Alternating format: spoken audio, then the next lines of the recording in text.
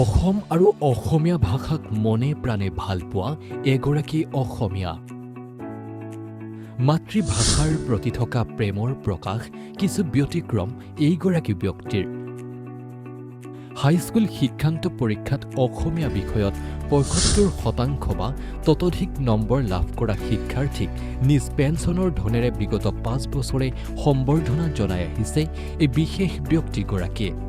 এখেত সৰভোগৰ ভেৰভেৰে গাঁৱৰ নিবাসী কৃষ্ণকান্ত দাস।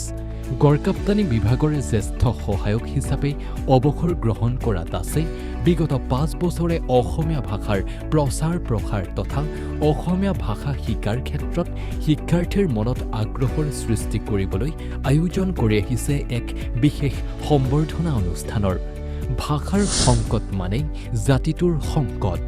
ভাষাৰ উন্নতি হলেহে জাতিৰ সংকট আঁতৰিব বুলি বিশ্বাস কৰে কৃষ্ণকান্ত দাসে। অসমীয়া ভাষাটো খুব নিম্নগামী হৈছে। ল'ৰা ছোৱালীবিলাকে আজিকালি অসমীয়া পঢ়িব খুব বেছি মন নকৰে। সেইকাৰণে আমি অসমীয়া ভাষাটো কেনেকৈ উন্নতি সাধন কৰিব পাৰোঁ, সেইকাৰণে আমি এই ল'ৰা ছোৱালীবিলাকে যদি অসমীয়া পঢ়াত অনুপ্ৰেৰণা পায়, তাৰ কাৰণে আমি এই অসমীয়া ভাষাৰ সম্বৰ্ধনা জনাই পুৰস্কাৰ দিয়াৰ ব্যৱস্থাটো কৰিছোঁ। আৰু এটা সমস্যা মানে ভাষাৰ সংকট মানে আমাৰ জাতিৰ সংকট। গতিকে জাতীয় সংকটটো যাতে দূৰ কৰিব পাৰোঁ, কাৰণ ভাষাটোৰ উন্নতি হ'লেহে জাতীয় সংকটটো দূৰ হ'ব। সেইকাৰণে আমি ল'ৰা ছোৱালীবিলাকক শিক্ষিত নকৰোঁ, তেনেহ'লে আমাৰ ভাষাটো আমি সঠিক ৰূপত লৈ যাব নোৱাৰিম বা আমি তেওঁলোকক শিক্ষিত কৰিম মানে। বিগত বৰ্ষবোৰৰ দৰে এইবেলিও ২০২৫ বৰ্ষৰ মেট্ৰিক পৰীক্ষাত অসমীয়া বিষয়ত সুখ্যাতি অৰ্জন কৰা বৃহত্তৰ পশ্চিম বৰনগৰ অঞ্চলৰ ২৬গৰাকী শিক্ষাৰ্থীলৈ সম্বৰ্ধনা জ্ঞাপন কৰিলে কৃষ্ণকান্ত দাসে। কৃষ্ণকান্ত দাসৰ এই বিশেষ পদক্ষেপক পূৰ্ণতা প্ৰদানৰ ক্ষেত্ৰত সহযোগিতা আগবঢ়াই আহিছে অনুষ্ঠানটিৰ উপদেষ্টা প্ৰবীণ কুমাৰ ৰয়ে।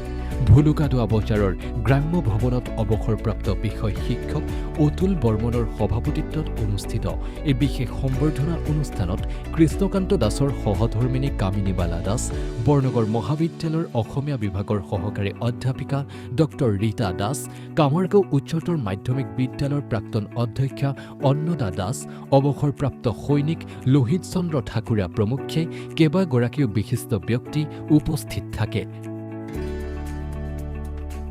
আমি খুবেই আচলতে গৌৰৱান্বিত আমি পশ্চিম বৰ্ণৰ অঞ্চলবাসী হিচাপে।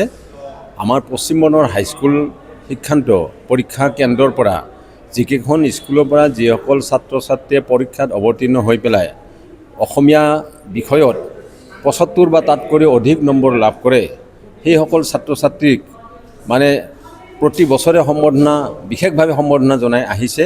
আৰু তেওঁ আমাৰ অঞ্চলৰ একজন বিশিষ্ট ব্যক্তি, আমাৰ অসম চৰকাৰৰ অৱসৰপ্ৰাপ্ত এগৰাকী কৰ্মচাৰী শ্ৰদ্ধাৰ কৃষ্ণকান্ত দাস।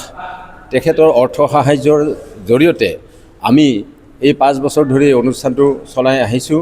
আৰু এই যিটো তেখেতৰ অসমীয়া ভাষাৰ প্ৰতি যিটো প্ৰীতি, এই অসমীয়া ভাষাৰ প্ৰতি প্ৰীতি এনেকুৱা অনুষ্ঠান তেওঁ কৰিবলৈ আহ্বান জনাইছে। আমি তাৰ কাৰণে আমি সঁচাকৈ গৌৰৱান্বিত আৰু তেখেতৰ ওচৰত আমি নিশ্চিতভাৱে কৃতজ্ঞ। আমি অসমীয়া হিচাপে, অসমীয়া ভাষী বা অসমীয়া জাতি হিচাপে আমি তেখেতৰ ওচৰত নিশ্চিত হৈ কৃতজ্ঞ হ'ব পাৰিম। সম্বৰ্ধনা অনুষ্ঠানত উপস্থিত থাকি খুব আনন্দিত হৈছোঁ, কিয়নো পশ্চিম বৰনগৰ কেন্দ্ৰৰ পৰা যিসকল ছাত্ৰ ছাত্ৰীয়ে হাইস্কুল শিক্ষান্ত পৰীক্ষাত ৭৫ নম্বৰৰ বা তাতকৈ অধিক নম্বৰ লাভ কৰে, তেওঁলোকক বিশেষভাৱে ইয়াত সম্বৰ্ধনা জনোৱা হয়।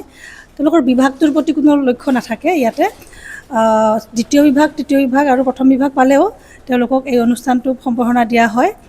আৰু এই অনুষ্ঠানটোত এগৰাকী বিশেষ ব্যক্তিয়ে আগবঢ়াই নিছে যোৱা ৫টা বছৰে। আৰু তেওঁৰ ব্যক্তিগত প্ৰচেষ্টাত তেখেত হৈছে কৃষ্ণকান্ত দাস ডাঙৰীয়া।